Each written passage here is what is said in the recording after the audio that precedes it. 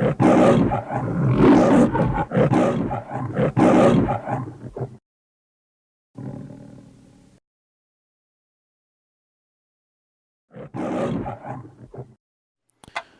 is an unfinished film.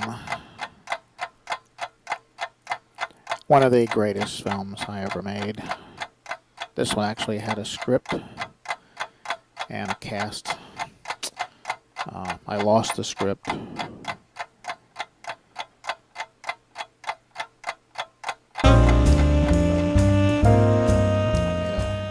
Had a good start with the credits.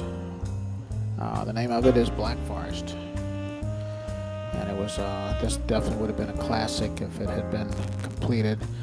This was one of the early independent films.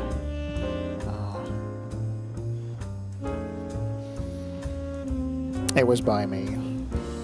I made it. I made this film, and it had an incredible cast.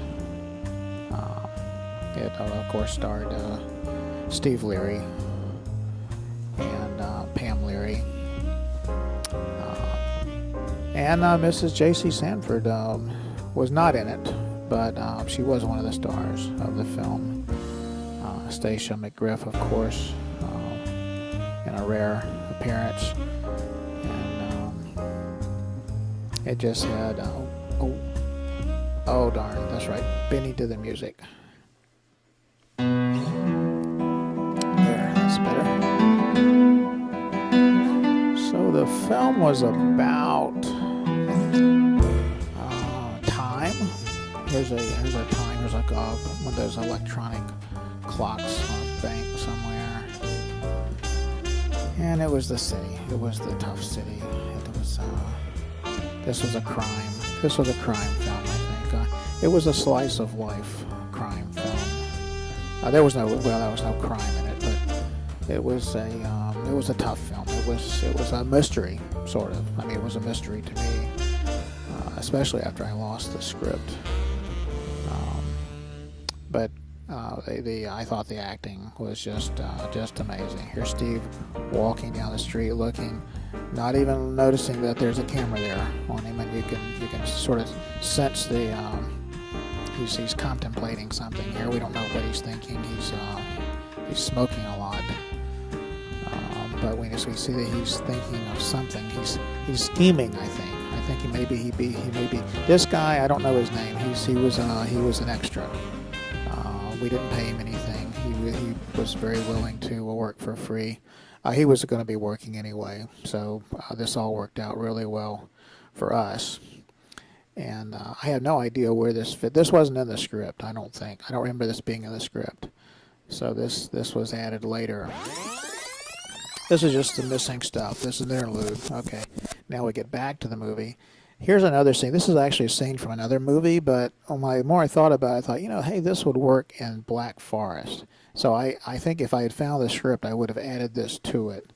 It was just one of those things that Steve and I did well, and then there was a crime, I guess. So it definitely became a crime movie when I added that into it.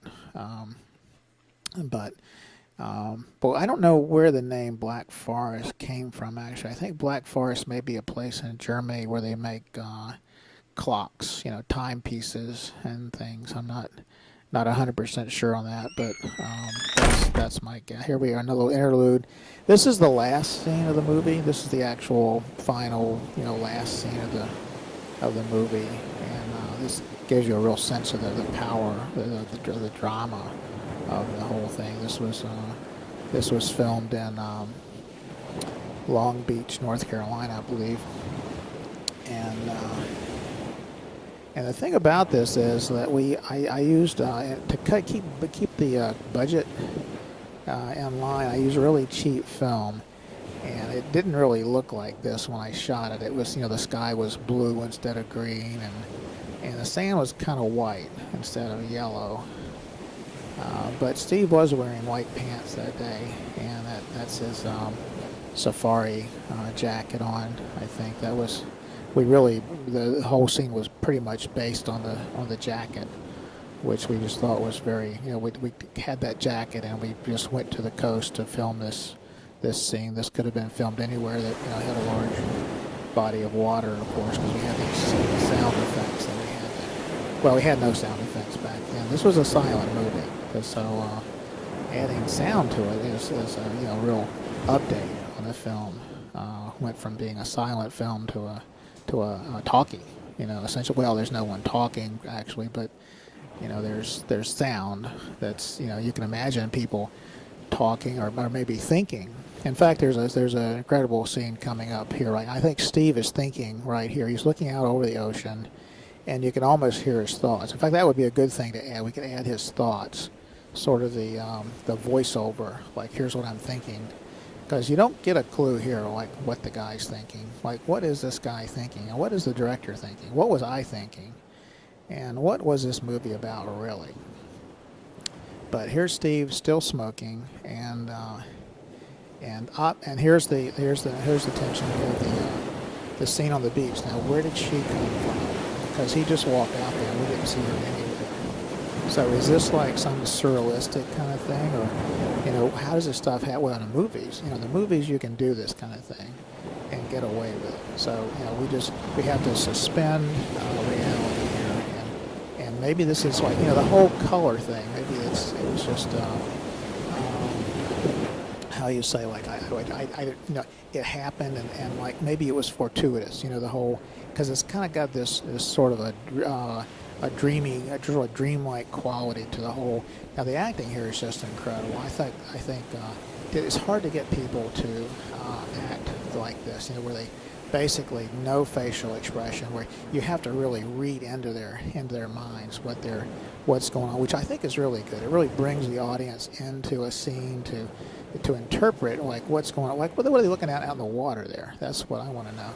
And because there was nothing out there, we saw that. And now of course Steve is walking away, and he's going over to the sand, and we don't know what's happening here, but for some reason the man has just expired, and this character has and the animation thing didn't work out real well. You can see there's a lot of flashing going on there, but you get the idea that he's been there a while. Time passes here. You have to just suspend reality. Time passes, and a little sand blows over the guy. And then, the cameraman got his shadow in the way there. Oh, man, I have to talk to him about that. And then we come up, and then we get back to this whole thing. Remember, this is the movie. This is the Black Forest. And we get back to this. Oh, there's a timepiece. We get back into this whole thing of time, and time just marches on. Now, ain't that the truth? Time just goes on and on. So anyway, as you can see, this movie had a lot of potential. Had a good ending, had good credits, and it just needed some stuff in between. So anyway, thank you for your time.